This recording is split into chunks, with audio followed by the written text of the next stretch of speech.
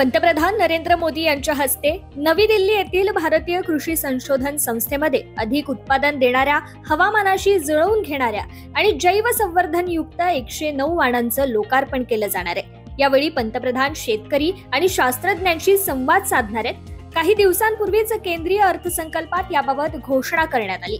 त्यानुसार पंतप्रधान नरेंद्र मोदी यांच्या हस्ते आज या 109 वाणांचं लोकार्पण केलं जाणार आहे, ज्यामध्ये 34 शेतीची पिके आणि 27 बागायती पिकांचा समावेश असणार आहे। महात्मा फुले कृषी विद्यापीठ राहुरी अंतर्गत पुणे कृषी महाविद्यालयाच्या पशुसंवर्धन आणि दुग्धशास्त्र विभागातील देशी गाय संशोधन आणि प्रशिक्षण केंद्रास महाराष्ट्र शासनाने देशी गायींसाठीचे देशातील पहिलं सेंटर ऑफ एक्सलन्स मंजूर केले।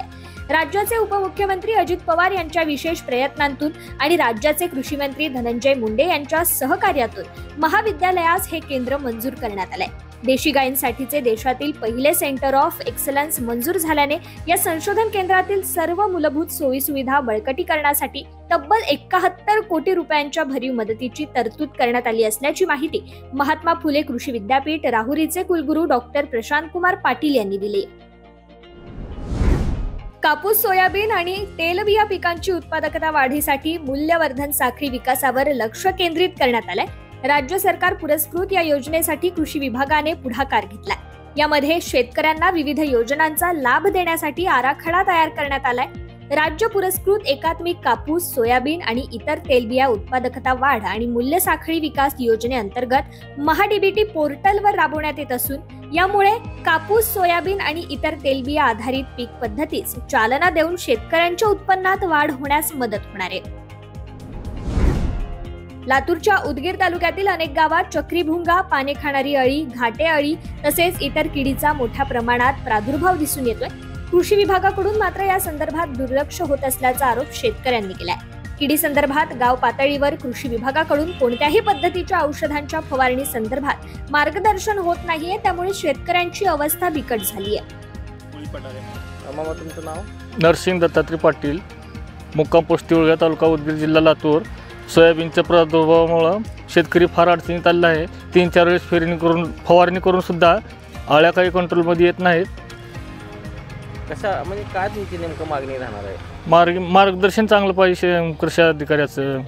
कृषी साहेब नाही, कोणी भेट दिलेलं नाही।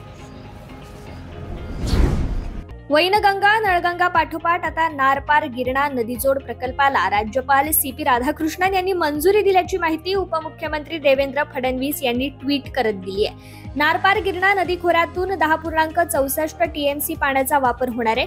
यामुळे तब्बल 49,516 हेक्टर क्षेत्राला फायदा होणार आहे। सुमारे 7,015 कोटी रुपयांचा हा प्रकल्प आहे। राज्याच्या जलसमृद्धीच्या दृष्टीने हे आणखी एक ऐतिहासिक पाऊल ठरणार आहे। नाशिक आणि जळगाव जिल्ह्यातील शेतकऱ्यांना यामुळे मोठा दिलासा मिळणार आहे।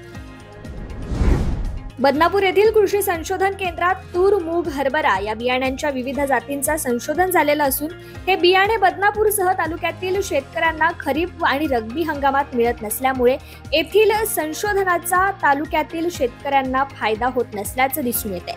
बदनापूर येथे, परभणी तसेच येथील वसंतराव नाईक मराठवाडा कृषी विद्यापीठाचे मोसंबी संशोधन केंद्र कार्यरत आहे। या संशोधन केंद्रातील संशोधकांनी अपार मेहनतीने शेतकऱ्यांना शेतीचे उत्पन्न वाढावे याकरिता अनेक बियाणांच्या जातीचं संशोधन दिलंय। इथे उत्पादित केलेले बियाणे परभणी, छत्रपती संभाजीनगर अशा विविध ठिकाणी विक्रीसाठी ठेवण्यात येतात, परंतु बदनापूर येथे संशोधन झालेले हे बियाणे बदनापूर परिसरातील शेतकऱ्यांकरिता विक्री करण्यात येत नाहीये। त्यामुळे या भागातील शेतकऱ्यांना या संशोधन वाणांचा आपल्या शेतात उपयोग घेता येत नाहीये। पशुधनाच्या विकास आणि कल्याणासाठी पशुसंवर्धन आणि दुग्ध व्यवसाय विकास विभागाकडून राज्यभरात 1 ऑगस्ट पासून ते 15 ऑगस्ट 2024 पर्यंत पशुसंवर्धन पंधरवडा साजरा करण्यात येतोय। राज्यातील पशुधनाच्या उत्पादन क्षमतेचा पुरेपूर वापर करून पशुपालनापासून मिळणाऱ्या उत्पन्नाद्वारे सकल राष्ट्रीय उत्पादनात भर टाकण्यासाठी पावलं टाकली जात आहेत। या दृष्टीने पशुसंवर्धन पंधरवडा मध्ये विविध उपक्रम घेण्यात येत आहेत। या दृष्टिकोनातून पशुधनाचं उच्च उत्पादन ते व्यवस्थापन या पंचसूत्रीचं महत्त्व सांगितलं जाणार आहे। केंद्र आणि राज्य शासनाकडून राबवण्यात येणाऱ्या योजनांची माहिती देऊन पशुपालकांना यात सहभागी होण्यास प्रवृत्त करणं यासाठी पशुसंवर्धन पंधरवडामध्ये जनजागृती केली जाते। केंद्र शासनाने आता खत कंपन्यांकडून खुलासा मागवलाय. रासायनिक खत निर्मिती कंपन्यांना टॅगिंगची परवानगी दिलेली नाहीये, तरी देखील कंपन्या टॅगिंग करतात. त्याचा भुर्दंड शेतकरी आणि विक्रेत्यांना बसतो. अनावश्यक उत्पादने गळात मारल्यामुळे शेतकरी आपला राग विक्रेत्यांवर व्यक्त करतात. यामुळे हैराण झालेल्या विक्रेत्यांनी राष्ट्रीय संघटनेकडे तक्रारी केल्या होत्या. यानंतर all India agro input dealers असोसिएशनने केंद्रीय रसायने आणि खत मंत्रालयाचे सचिव रजत कुमार मिश्रा यांना पत्र देत टॅगिंग तात्काळ बंद करण्याची मागणी केली आहे.